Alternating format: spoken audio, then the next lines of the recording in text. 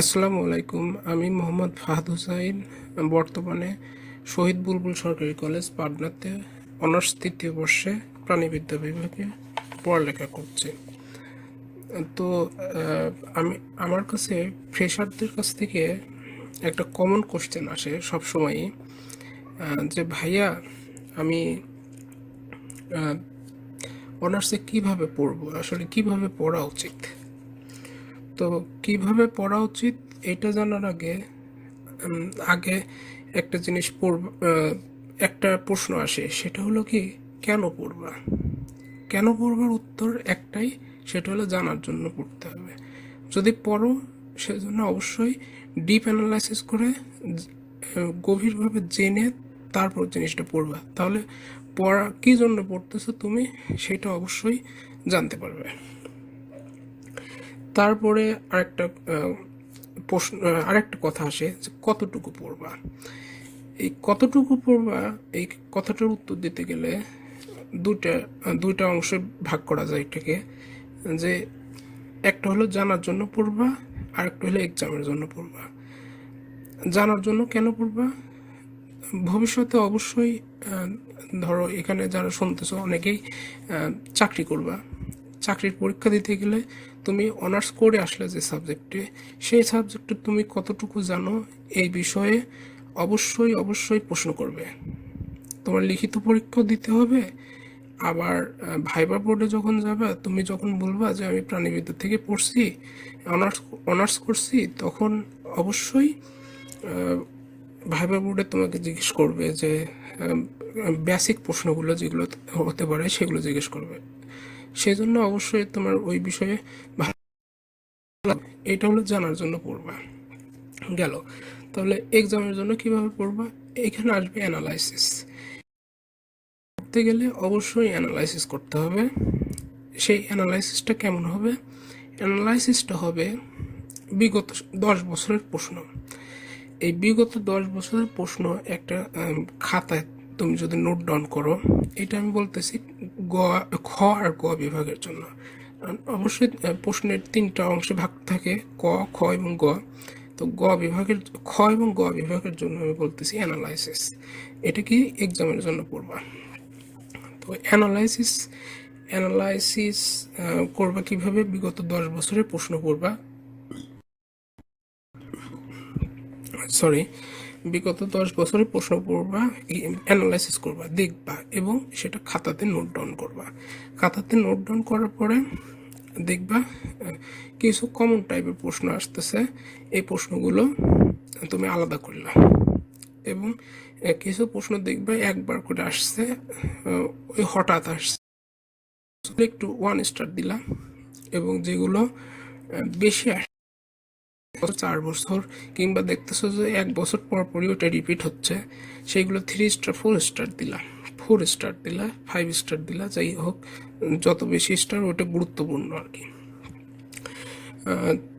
আর medium একটা রাখলে 2 star 3 স্টারে, যেগুলো দেখা যাচ্ছে 2-3 বছর পর পর আসছে। আবার দেখা যাচ্ছে এমন প্রশ্ন আসছে যে ধরো 22 সালে আসছে, 23-24 আসেনি, অর্থাৎ এই বছর ওইটা অনেক গুরুত্বপূর্ণ, এরকম প্রশ্ন থাকতে পারে। তো এইটা পড়তে গেলে, অ্যানালাইসিস করতে গিয়ে খ বিভাগের জন্য একটা স্ট্রাকচার ফলো করবে অ্যানালাইসিসের সময়। সেটা হলো কি, খ বিভাগে দেখবা মোস্ট অফ দ্য টাইম 2 টাইপের, একটা হলো পার্থক্য আর একটা হলো চিত্র এঁকে বর্ণনা।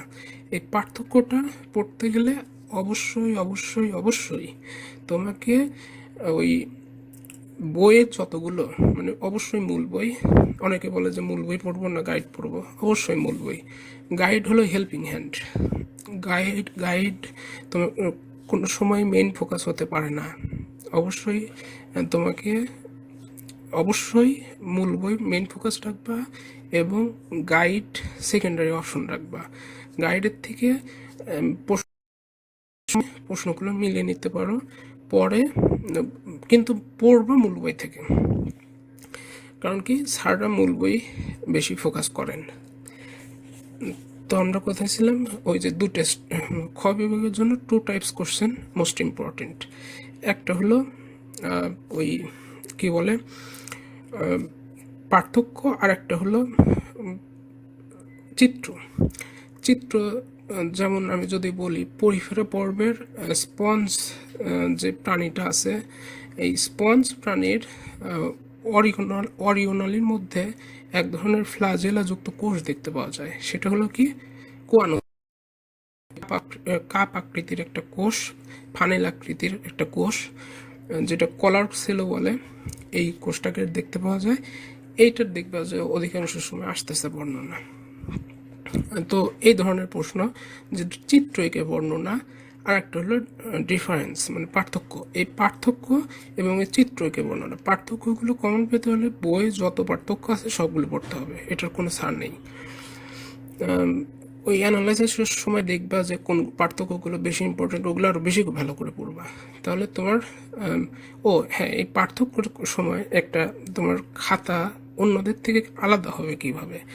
এই পার্থক্য লেখার সময় ধরো আমরা ফার্স্ট ইয়ারে প্রাণী বৈচিত্র্য একে একটা নিডারিয়া পর্বের প্রাণী পড়ি অবিলিয়া। এই অবিলিয়ার আমরা যখন কলোনি পড়তে যাই তখন দুটো দশা সম্পর্কে পড়তে হয়, এবং পলিপ পলিপ মেডুসা। এই পলিপ মেডুসার পার্থক্য এটা কমন, মানে অসংখ্যবার আসছে এই পার্থক্যটা। এই পার্থক্য তুমি পার্থক্য অবশ্যই 7টা 6টা সর্বোচ্চ 7টা লেখার চেষ্টা করবা, এবং লাস্টে যদি ওই পার্থক্যের সাথে কোনো চিত্র যায় সে চিত্রটা অবশ্যই দেওয়ার চেষ্টা করবা, তাহলে অন্যদের খাতার থেকে তোমার খাতাটা আলাদা হবে। তাহলে ক্ষেত্রে যদি বলি ক বিভাগ, আমি লাস্ট আসতেছি। খ আর ক বিভাগে যেহেতু মার্কস বেশি ওইটা আগে বলি। তো গ বিভাগের যদি বলি, গ বিভাগে তোমার ওই যে কোনো একটা পর্বকে